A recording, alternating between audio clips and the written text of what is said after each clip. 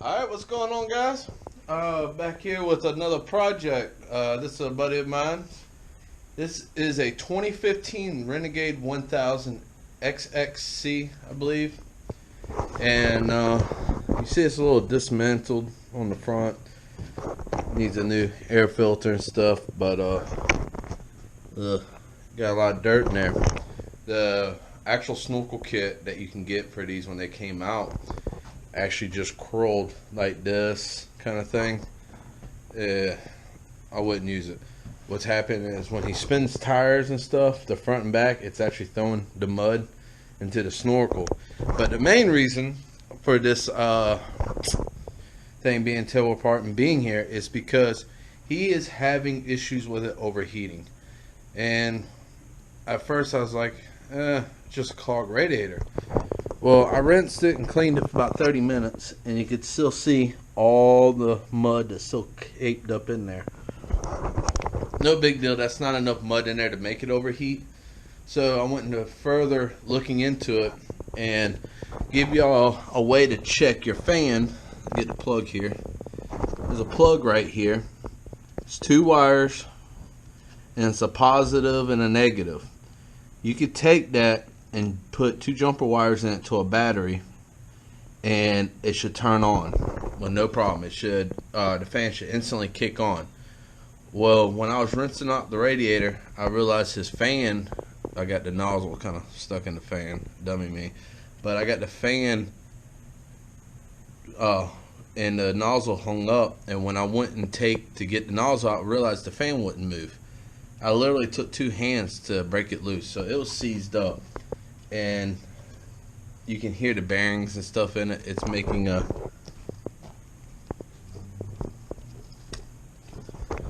a grinding noise. The fan's no good. When I put power to it, it didn't do nothing. Even with that, before I did that, I actually checked the fuses, which is right underneath here and stuff.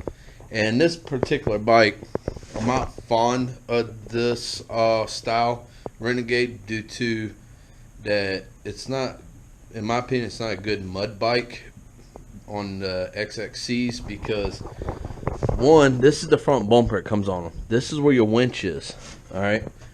That all sits way down here. So that gets hung up, keeps everything in the elements if you're mud riding and stuff. Unlike my Renegade or other four-wheelers, everything's up high. And that thing catches on tree stumps and everything. He's always complaining about it. But we did get a way to fix it. We ordered a new fan, and it should be here next week. But he went to I think it's Wild Boar rad relocation kit. Pretty simple. It's 2 bolts down here, 2 bolts right there, 4 bolts. You're back in business, and of course to bolt the fan and run your hoses and stuff. So just to give you an update, but if you check your fan and your fan still kicks on though, and say you have an overheating problem, you know you should check your water pump, check your coolant, make sure your coolant and stuff. The horrible thing that I'm concerned about right now with his coolant is the color of it. Now this has been sitting overnight.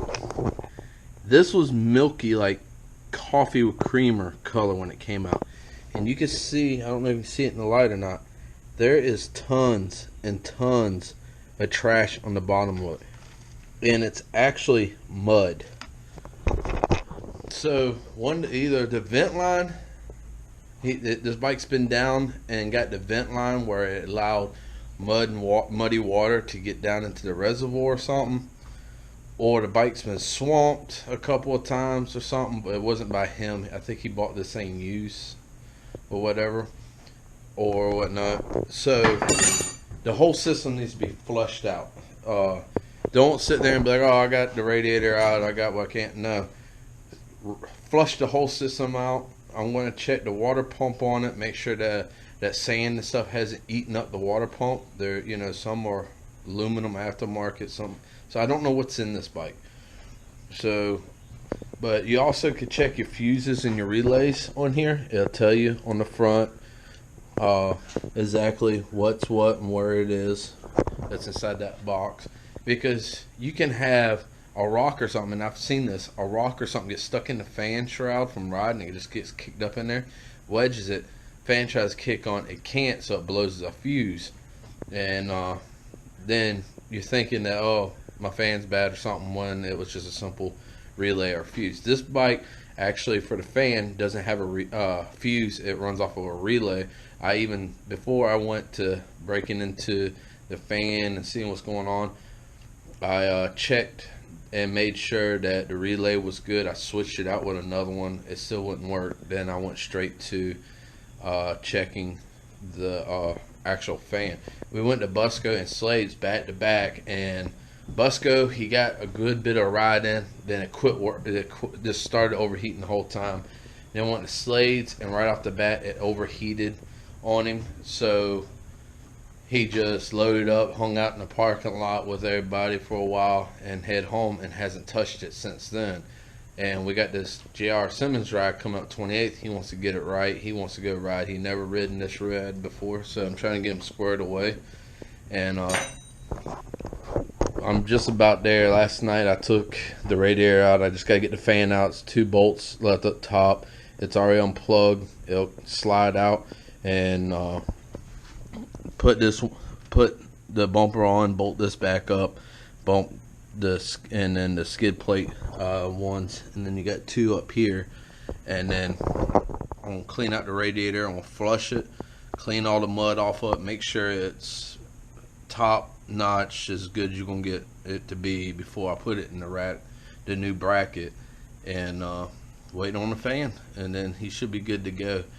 And once I get all to a certain point, I want to push it out and flush it out with the hose, get all that crap out of there, because it ain't doing no good. That can actually, as much sand that is, that actually can make your thermostat stick, because the thermostat's only on a spring and it opens and shuts off of a temperature. So if you got mud and stuff in there and everything, and say if it's wintertime, your bike's not going to fully warm up properly quickly if you got mud in there, not allowing that thermostat to shut to let the temperature build up in the motor before it reopens to send that hot coolant to the radiator to be cooled down and recycle back through. So just a little thing I figure I'll share with y'all. Maybe it might help y'all. I know some things I share up there on these videos that it does help y'all. This is the same day as I just did testing my ATV out with the rad relocator kit on it, just to go put it under a load to make sure it was performing alright. And dummy me forgot to sit there and tighten down a couple of clamps, and one of the clamps came off. No big deal, $15, a peace of mind basically. So, but I know that I don't have to worry about it. I can tighten up the clamps, fill it up, top it off, and she's gonna be good. I won't have to worry about nothing else with it, and it'll be good to go. I rode my wife's bike. The diff ain't leaking. All the seals are good. And it's important, test ride your equipment when you get done working on it. Brakes, anything you do, because the last thing you want to do is rush a job, throw it together, throw it on a trailer, get to where you're going, and then just to find out it's in just as bad or worse shape than when you first started with the issue. So if you're new to the channel, I'm Robert. This is VA Adventures. Hit the subscribe button, drop a like if you like the video, and I'll catch y'all next time. The next video should be on the JR Simmons ride. But I appreciate all y'all's support to the channel and everything. That's why I keep making the videos. Y'all take it easy and be safe out there. Alright, I'll show y'all what it looked like since I got his bumper on, and it didn't take long. But it's hot out here, so excuse me, sweating my butt off out here. But this thing looks pretty sweet. I like these bumpers on these things, I have to say. Check that out. Now these are all welded right onto the bumper. He still had the bumper.